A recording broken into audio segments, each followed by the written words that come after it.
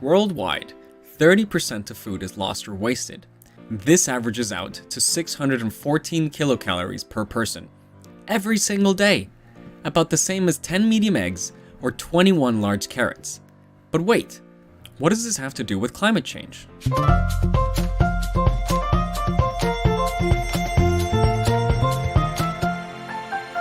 When food is lost or wasted, all of the resources that went into making it are wasted too.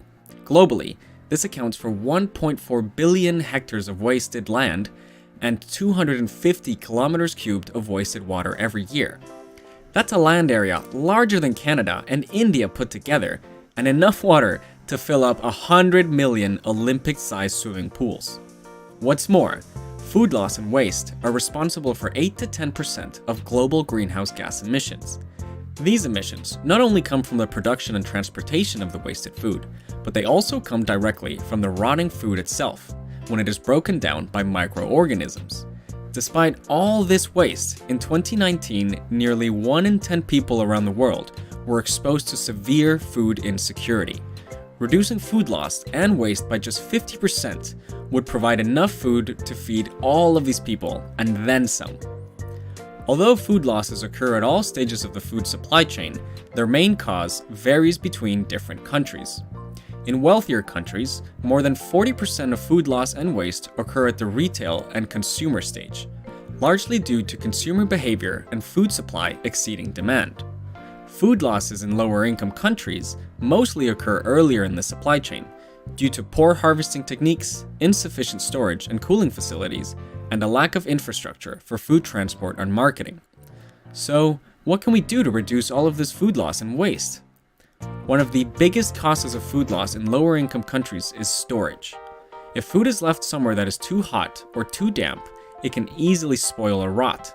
Improving storage facilities and transport infrastructure can therefore significantly reduce losses. If lower income countries had the same access to refrigeration as richer nations, food losses would be reduced by 25%. To solve this problem, we need to develop low-cost, off-grid solutions for food preservation, such as mobile, solar-powered storage. Food processing and more durable packaging can also prevent food spoilage during storage, transport, and at the consumer stage. Although we would need to consider the sustainability of the packaging that is used. Even so, innovation can only get us so far. Retailer and consumer behaviors will also need to change. For example, supermarkets set very high standards for what food should look like, meaning that imperfect food is often discarded, even if it's perfectly edible. Embracing these ugly foods at both the retail and consumer level will significantly reduce how much gets thrown away. Restaurants, retailers, and caterers can also reduce their waste by selling food in more appropriate portions, and by donating uneaten goods to those who are unable to afford them. As the world gets richer, consumer-level food waste is likely to become more and more of a problem.